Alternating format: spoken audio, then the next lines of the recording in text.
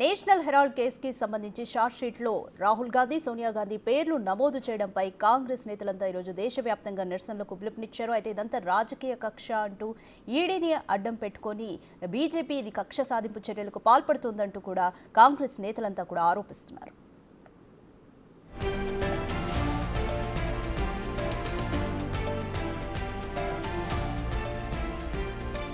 అటు హైదరాబాద్లోని ED office ముందు కాంగ్రెస్ నేతలు ఆందోళనకు దిగారు. వీహెచ్ నేతృత్వంలోని కాంగ్రెస్ నేతలు, కార్యకర్తలు ఈడీ ఆఫీస్ ముందు బైఠాయించారు. కేంద్ర ప్రభుత్వం ఈడీని అడ్డుపెట్టుకుని అక్రమ కేసులు పెడుతుందంటూ ఆందోళనకు దిగారు.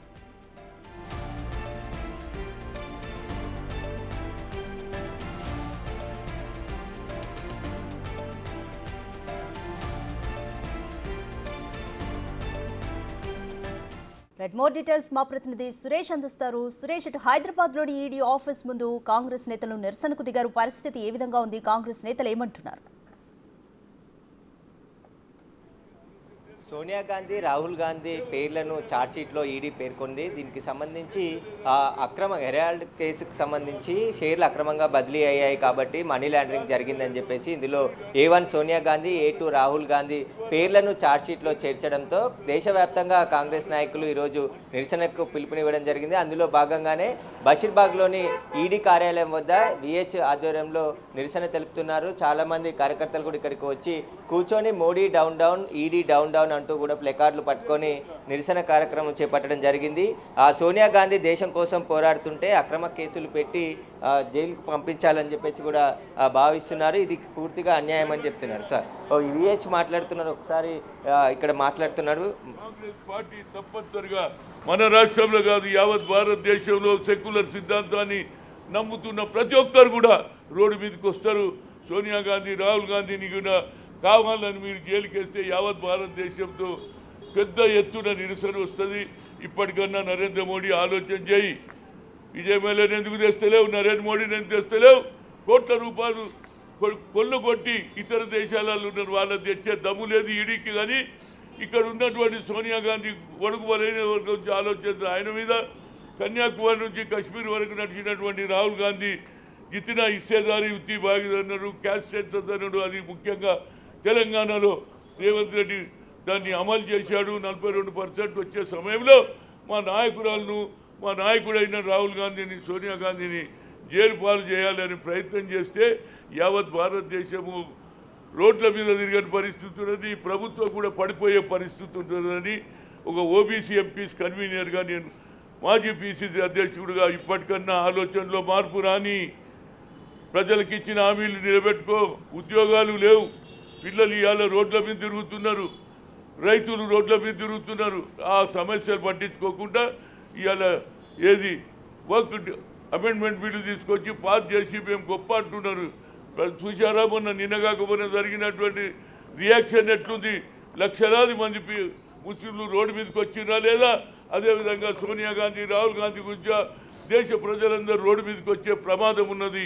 ఇప్పటికన్నా ఆలోచన చేసి దీన్ని ఏదైతే మీరు గతంలో విజయ్ మల్లం చేస్తారు, నరేంద్ర ఎప్పటిగానే తెలియ, కానీ సోనియా గాంధీ ప్రజల గురించి, అత్త చనిపోయినా, భర్త చనిపోయినా, ప్రజల గురించి పనిచేసే కొడుకు చనిపోయినా, ఈ విధంగా వాళ్ళందరూ కూడా వాళ్ళ కుటుంబం అంతా కష్టపడుతుంటే కావాలని వాళ్ళకున్న ఇమేజ్ దెబ్బ కొట్టడానికి కేసు పెట్టిండ్రు. దీన్ని విత్డ్రా చేసుకోమని కోరుతున్నా. రైట్.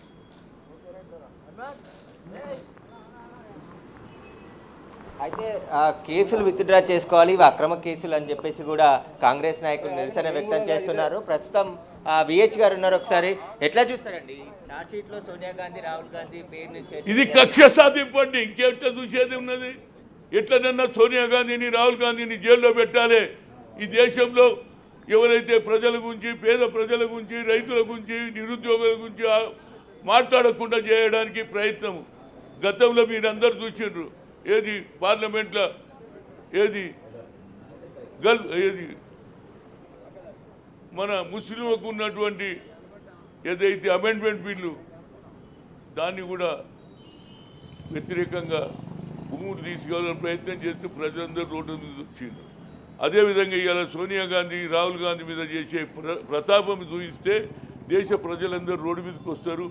అత్త చనిపోయినా భర్త చనిపోయినా ప్రజల గురించి ఆలోచన చేసింది ఆమె. గతంలో ఏది ఐఐటి ఐఐఎంల రిజర్వేషన్ ఆ అమ్మ తెచ్చింది మన్మోహన్ సింగ్ చెప్పి. మీరు ఏం చేసిండు చెప్పండి? ప్రజల సమస్య అవసరం లేదు. ఈ దేశ్ హిందూ అన్నా, హిందూ దేశం అన్నా, కానీ దేశ స్వాతంత్రానికి షహీద్ భగత్ సింగ్ ప్రాణాలు ఇచ్చిండా లేదా? మరి ఏది బీజేపీలో ఆర్ఎస్ఎస్లో ఒక్కడు ప్రాణం ఇచ్చినని చూపించమను. వాళ్ళని ఎట్టిన కలుస్తా ఈ దేశాన్ని ముక్కలు చేయాలని ప్రయత్నం చేస్తుంటే రాహుల్ గాంధీ ఏమో నఫరత్ చోడో ప్రేమ్ పడావో అని ఆయన తిరుగుతుంటే ఆయన మీద కూడా కేసులు పెట్టి మనీ లాండరింగ్ కేసు పెట్టి ఏ విధంగా నన్ను లోపలేయాలనే ఆలోచన బంద్ చేయకపోతే మొన్న జరిగినటువంటి ఏది వర్క్ అమెండ్మెంట్ బిల్ మీద ప్రజలు ఎట్లా రోడ్డు మీద ప్రజలందరూ కూడా రేపటి నుంచి చూడండి ఎంత పెద్ద లొల్లి అవుతుందో యావత్ భారతదేశంలో. ప్రజలందరూ కూడా బడుగు బలైన వర్గాల ఆలోచన చేసే సోనియా గాంధీ రాహుల్ గాంధీ ఎంబడి ఉన్నారు. ఇప్పటికన్నా ఆ కేసును ఏదైతే ఈడీ కేసును కావాలని ఎఫ్ఐఆర్ చేసి పంపిస్తున్నారు. అంటే వాళ్ళ ఉద్దేశం ఏంటంటే అపోజిషన్ వాళ్ళు ఎవరు ఉండొద్దు. గతంలో ఇందిరాగాంధీని కూడా జైల్లో పెట్టాలని చూసారు, ఇప్పుడు సోనియా గాంధీ రాహుల్ గాంధీని పెట్టాలని చూస్తున్నారు. దీని వ్యతిరేకంగా ప్రజలందరూ సెక్యులర్ సిద్ధాంతాన్ని నమ్ముతున్న ప్రతి ఒక్కరు కూడా రోడ్డు మీదకి వస్తారు. ఇప్పటికన్నా ఆలోచన చేసి నీ ఆలోచనలో మార్పు రావాలని కోరుతున్నా. అయితే దేశవ్యాప్తంగా కూడా ఈరోజు నిరసన తెలుపుతున్నారు. అందులో భాగంగా బషీర్బాగ్లోని ఈడీ కార్యాలయం వద్ద ప్లెకార్డులు పట్టుకొని Modi down down, Amit Shah down down, ED down down అంటూ కూడా ప్లెకార్డులు పట్టుకొని నిరసన వ్యక్తం చేస్తున్నారు. రేపటి నుంచి ఇంకా దేశవ్యాప్తంగా నిరసనలు ఉధృతం అవుతాయి. ఖచ్చితంగా కక్ష సాధింపు రాజకీయాలు చేయడం కరెక్ట్ కాదు. సోనియా గాంధీ, రాహుల్ గాంధీపై అక్రమంగా మనీ లాండరింగ్ కేసులు పెట్టి జైలుకు పంపించాలని చూస్తున్నారు. కానీ ప్రజలు చూస్తూ ఊరుకోరని చెప్పేసి కూడా వి హనుమంతరావు చెప్తున్నారు. Right Suresh, thank you Suresh.